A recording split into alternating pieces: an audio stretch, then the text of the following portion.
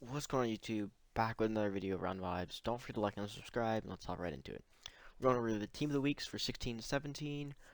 Basically, what they're dropping. I'm gonna go say this is a big drop, but I have my thoughts on it. So we have Santana Moss.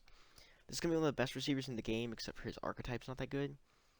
But if again Washington gets another really good card, because Washington's team is looking great. Um, I mean 95 base speed is just incredible. I mean the 93 jump, 94 catch. Kuechly is the next card. Unfortunately, middle linebackers are not good. If they were, he would actually be a great card. Kamara is getting a +1. So I mean that's big for Kamara. Andrew Van Ginkel, not really anything special, but AJ Dillon. Now this is what I wanted to talk about because we're getting to 88s, and I think it's the week 17s I noticed on, and I noticed it last week. The 88s, like the 86 through 90s, are like incredible cards, which is almost like they're budget monsters. Like so if you need players, like get these guys. But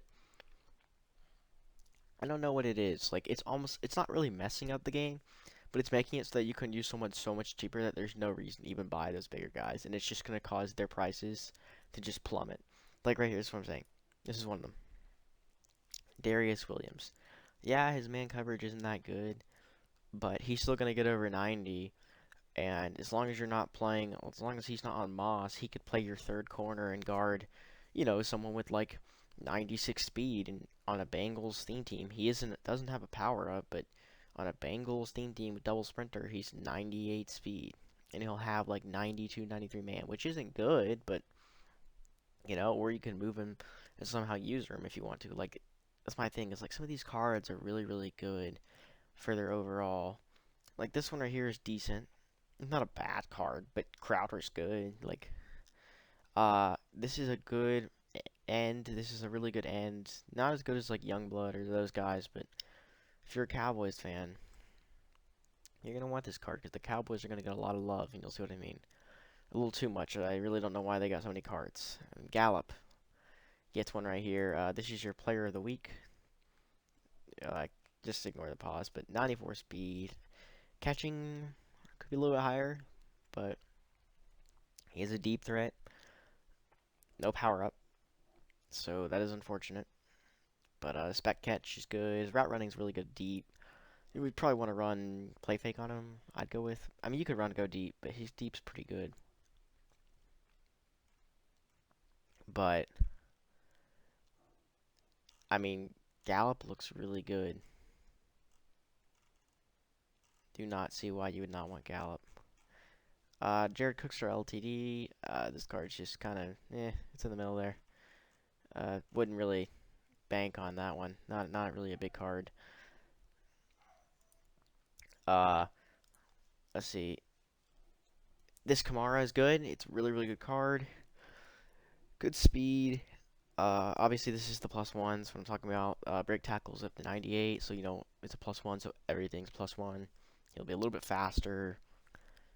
I think he's the same speed as Bo now. So now actually, real quick, that actually is gonna. I would say that I would put Alvin Kamara as the number 1 running back because of his catching. So that's gonna put Alvin Kamara as the number 1 running back.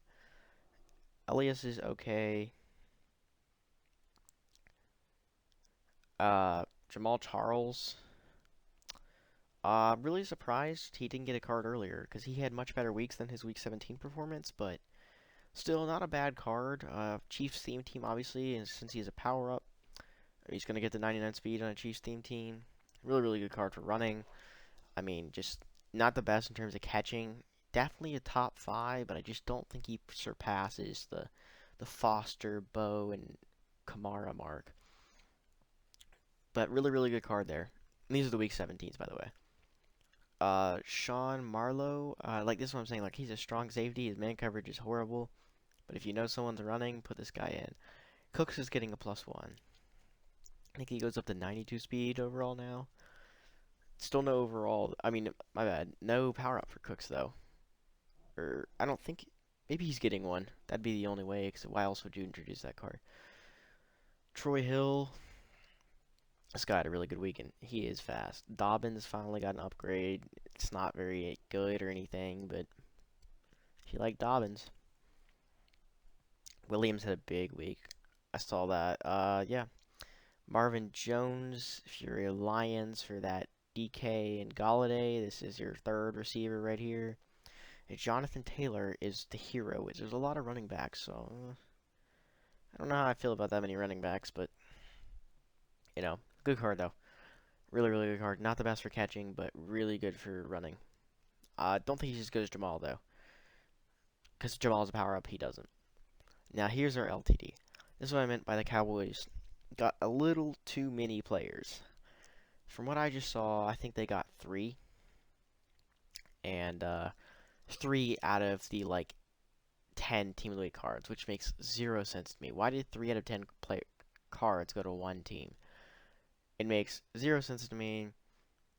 I guess I could get why Dak's the LTD, but Dak did kind of already get his other Team of the Week card. Kind of feel like, the Steelers, Mike Hilton, like right, this comment actually says it, you know, Defensive Player of the Week, low-key should have got a card. There's some players who I think low-key should definitely got cards and didn't. I really don't like the choice at all. This is the best drop, however. This is the best cards for Team of the Week. It's obviously the last one. The cards are really good. But there were some players that had monster weeks and didn't get cards. I'm just reading the comments. Like, where's Kelsey's update? Like, Kelsey's gonna get a Team of the Year card. But it's slightly frustrating to me that based off the best week's performances, unless these players are to get Team of the Year cards, they did not do a very good job of picking the best teams. They should pretty well evenly distribute it. It should never be 3 cards, especially one of them being the hero for the week and then the other one being the LTD. So the Cowboys got a 95 and a 96. And to me, that makes 0 sense why both those cards, or why that team gets 3 cards. I mean, I think I can see down here, it's not pulling up here, but so Cooks is going to get an update. And that's going to be it for today's video. It is 12:40 when I'm making this. It'll be out probably at 1. I'm going to only be on to get my, weekend league rewards, and I guess I'll play a season, why not? See if I can get, any Team of the Week players maybe that I think may benefit me. I don't think I'll be picking up any, but I may look at Kuechly just because I like Kuechly, but I'll probably end up picking up Simmons today, or like DK Metcalf Redux, one of those cards, because these cards are just, they're good, but they just don't fit on my team. I don't need any more receivers.